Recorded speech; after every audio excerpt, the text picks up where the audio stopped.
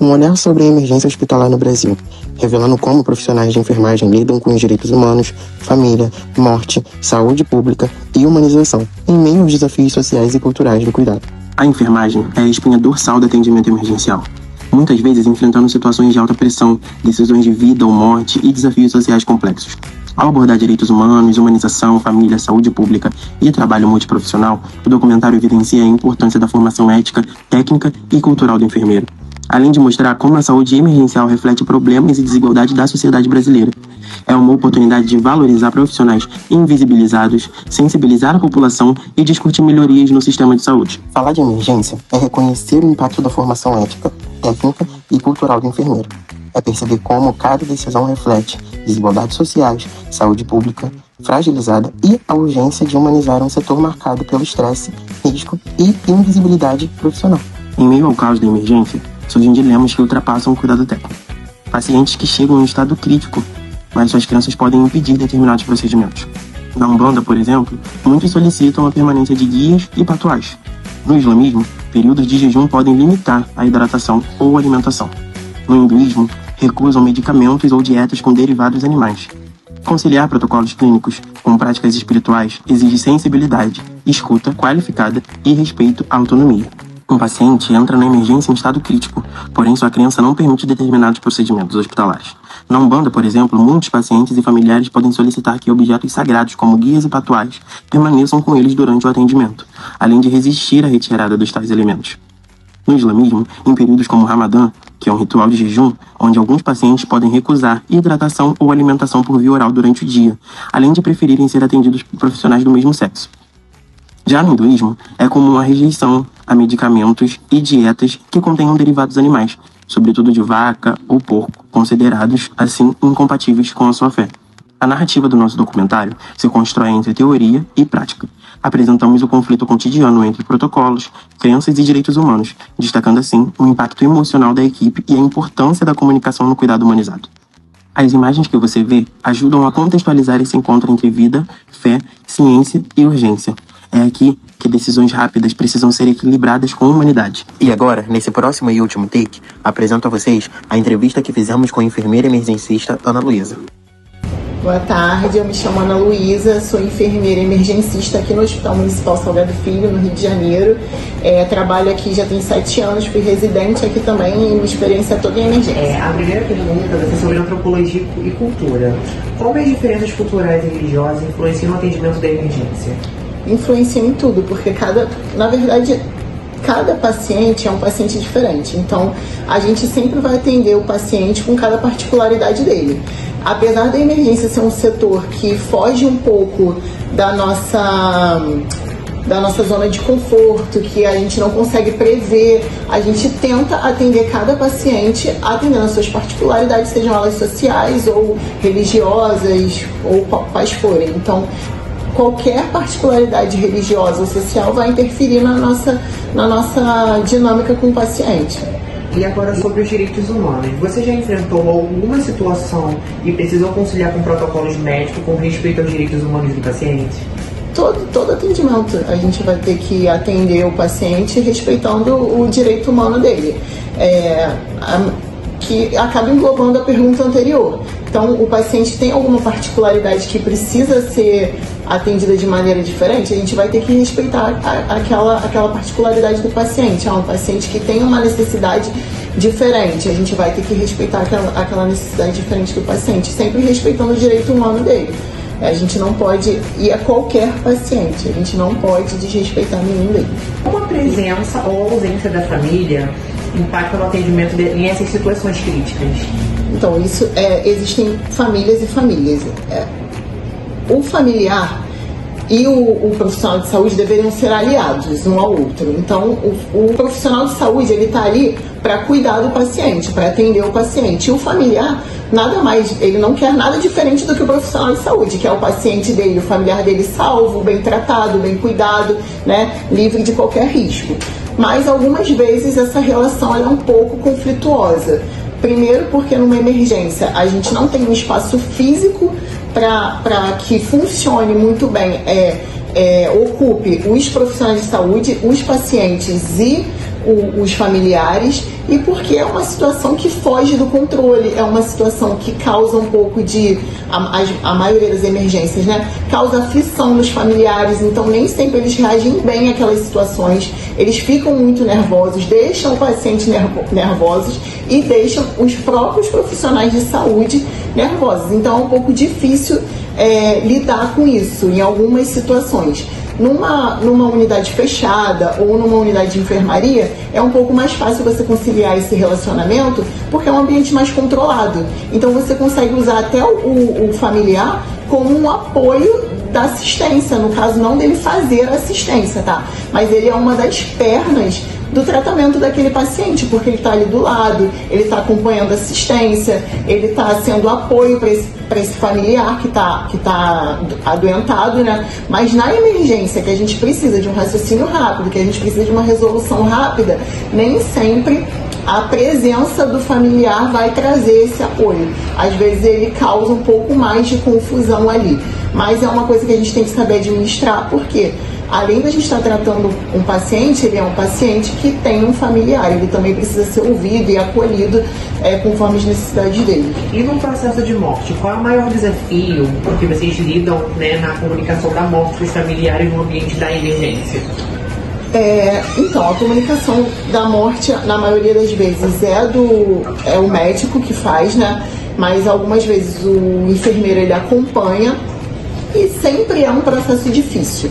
Independente da idade do paciente, do gênero do paciente, sempre é um momento difícil porque você se coloca no lugar do familiar que está perdendo um ente querido.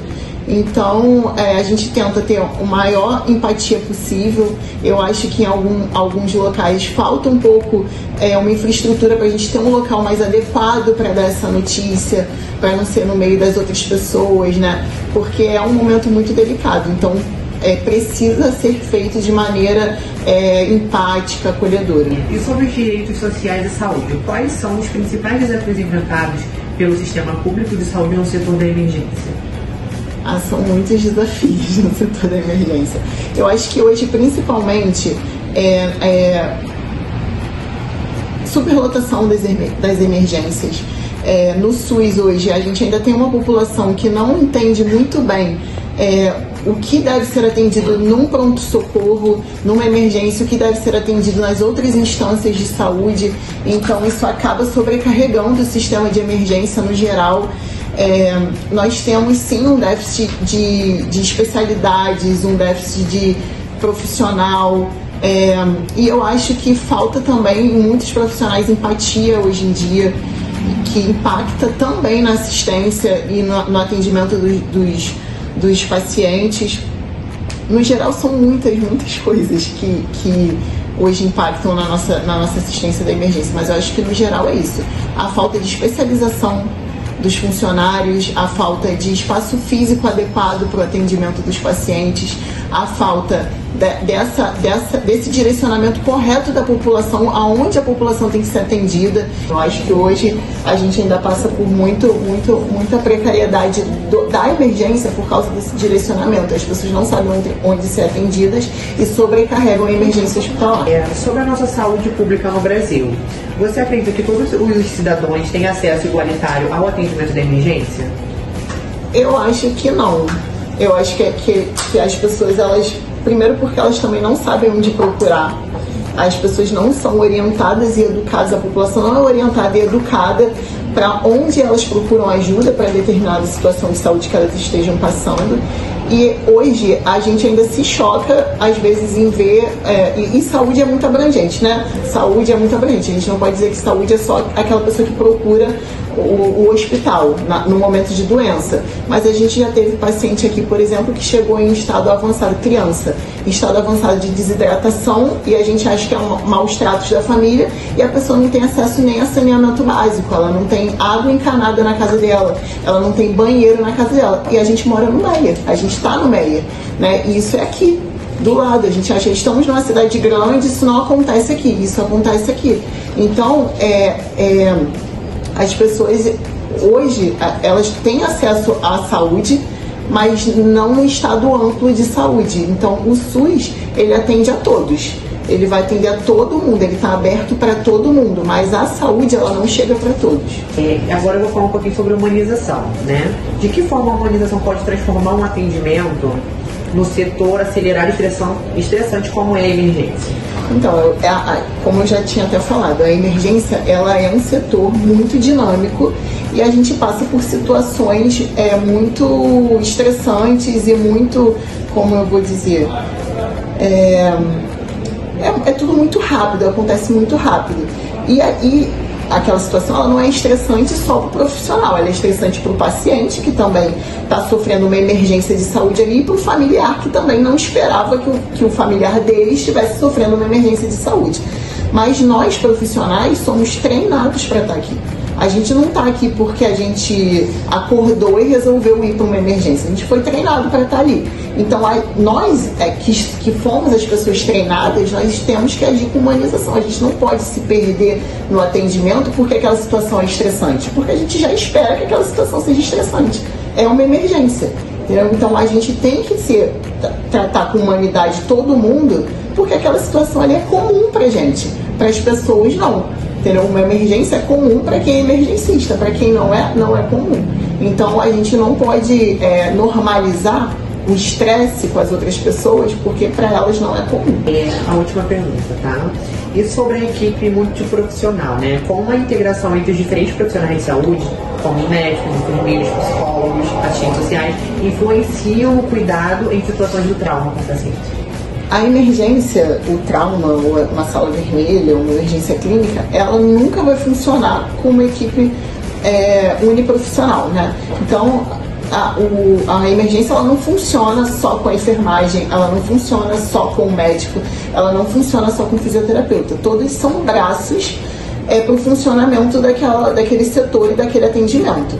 Então, se a gente não trabalhar de forma coesa, se as pessoas não souberem quais são os seus principais papéis no atendimento daquela emergência, não vai funcionar. A gente não vai conseguir, a gente vai ficar batendo cabeça, a gente não vai conseguir atuar naquela emergência. Então, eu acho incrível, eu sempre brinco, o trauma é a minha paixão.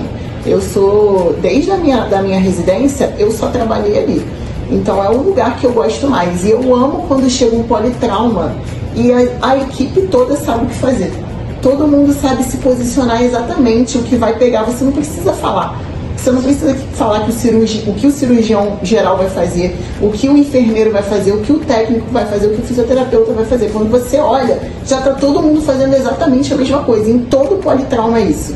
E eu acho que isso é incrível, porque é uma equipe que funciona de forma coesa. Eles sabem exatamente o que eles vão fazer sem invadir um espaço do outro e sem causar uma confusão geral.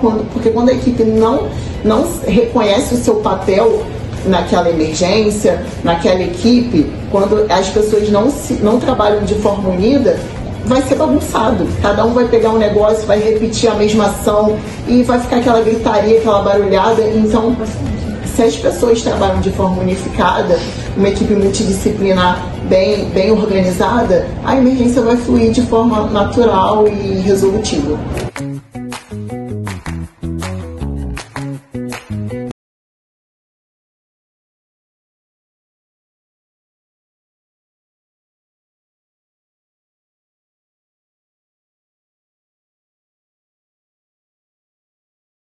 Entre a vida e a emergência, há sempre um profissional de enfermagem cuidando do que o mundo não vê.